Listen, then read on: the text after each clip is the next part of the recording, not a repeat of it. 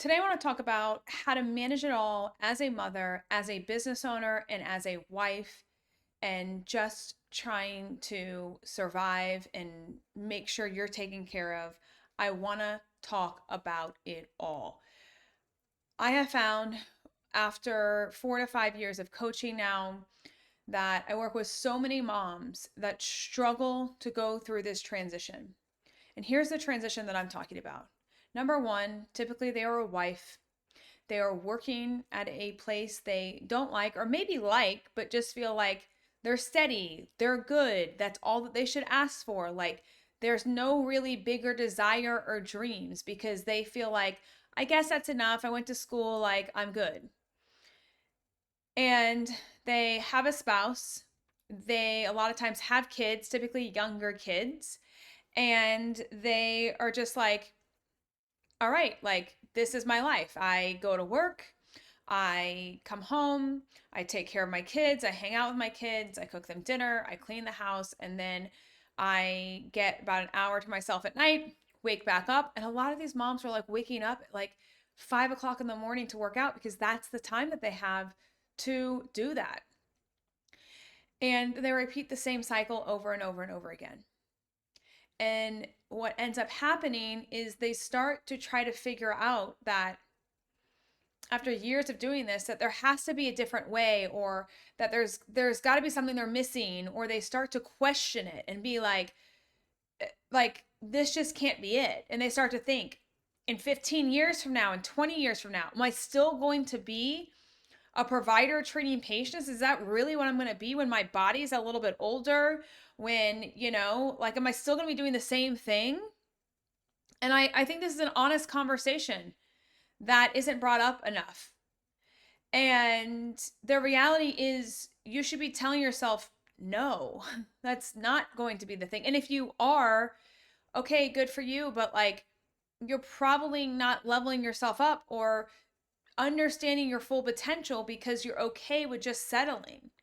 And indirectly, you're telling yourself, oh, I just want 5K a month because that's how much I made at my other job.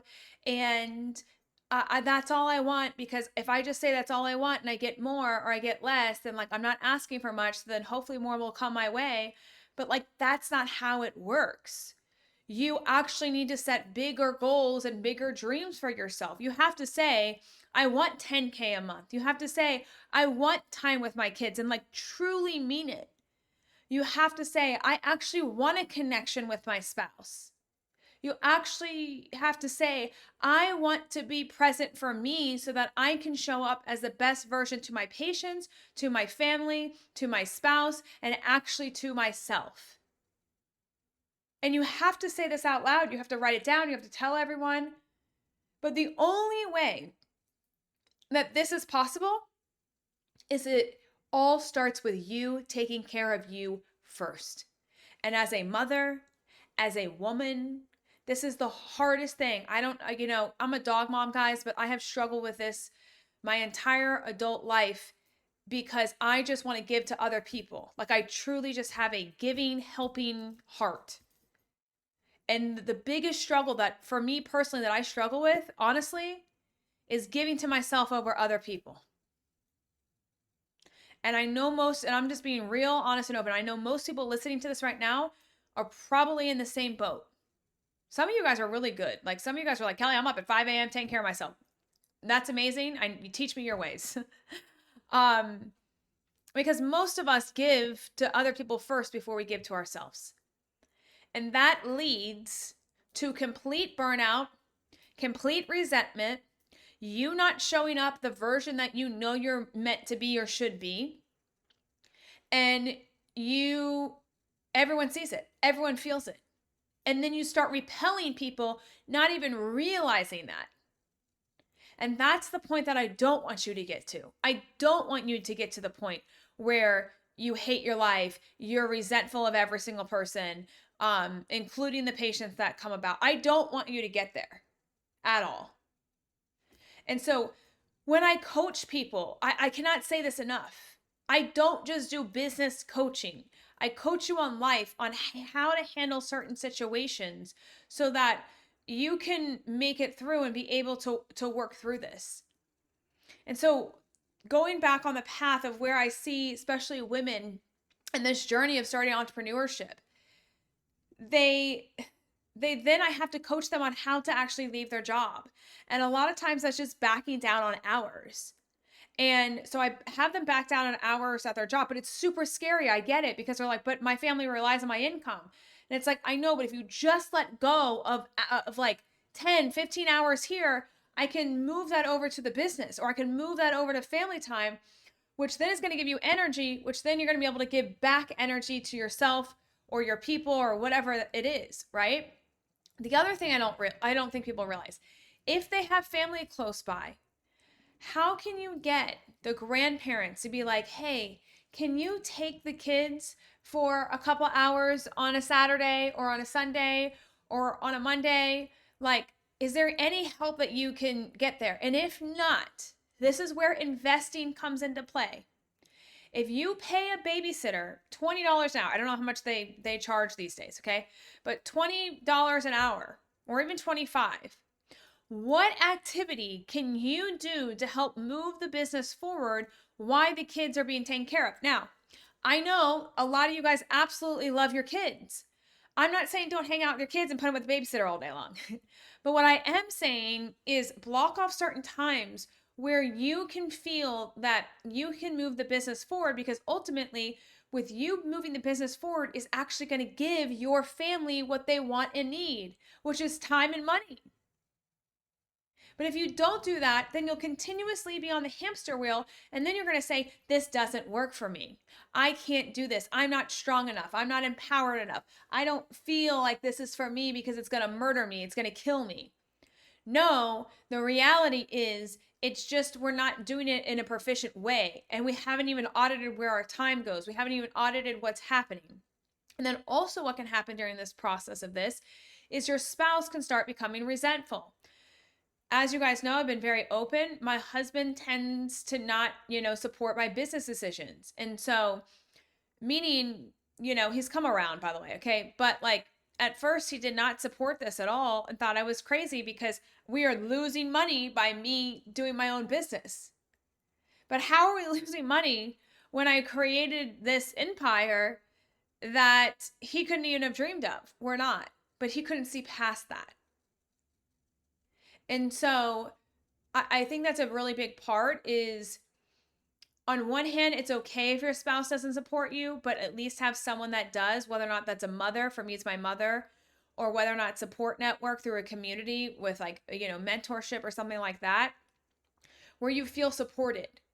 And on the other hand, if your husband does support you and then all of a sudden the spouse has to start picking up like, you know, walking the dog and more, and cleaning the house and doing laundry because you can't take that on because of the business, just remember that it's a season and have an honest conversation with them and be like, hey, for the next 3 months, I need you to have my back a little bit more, and I need these tasks that we have. You just write out all the tasks that you guys do. Clean dishes, make lunch, whatever the things are, and then say, okay, you're going to do this, I'm going to do this. Let's do this for the next month. Let's see how things go.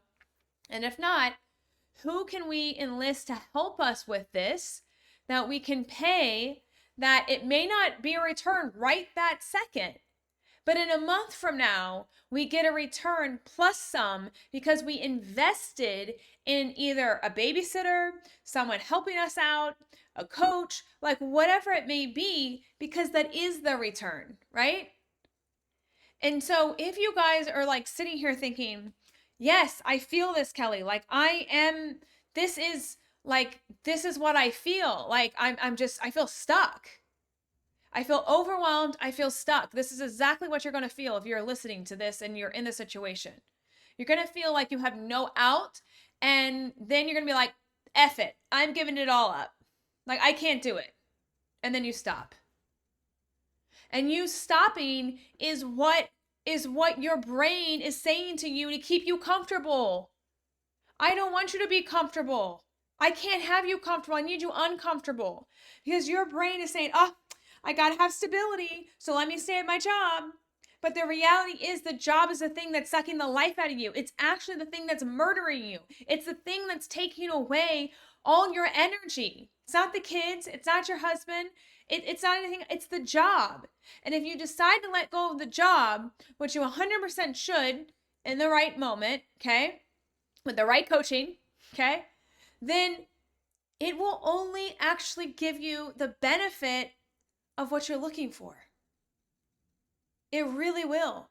But there has to be massive belief that you can do it and that you actually want it. And you actually want what you say you're wanting. That has to happen. And so I'm making this episode today for the people, the moms out there, the women out there that are struggling to have it all, to do it all, to want it all. Like for me, those are the people that I absolutely love helping, because the beautiful thing is you get to enhance yourself along the way and live your happiest, most fulfilled life instead of settling and being the 99% of people that just settle because they can't dream big enough. Because they think if they just dream small, then they'll maybe kind of get that, and they don't want to fail. So how dare they ask for that 10K salary or that 20K salary? Or how dare they say, you know what? I want every Thursday, Friday, and Saturday off so I can spend time with my family and actually elevate my family and elevate my kids and pour into my kids to make sure that I'm an amazing role model for them. How dare they ask for that? How dare they ask for 4 vacations a freaking year? Because that's too scary. And so the brain is going to say, nope, stability, stay there. I need y'all sprinting to do your own thing. And if you're not sprinting, then you're just going to stay average. Why kill yourself to stay average? Why kill yourself to have a life that doesn't fulfill you at all realms? I'm not just talking about in business. That's not it. Why? So I'm begging you today, if you feel that you are on this hamster wheel, or you feel that you're stuck, like, please reach out to me, like literally just as a girlfriend that just like, hey, I need advice. Okay. I promise you I don't bite. I truly want to make impact. And so if you need help, I would love to help you and make you realize your true value. And that's it.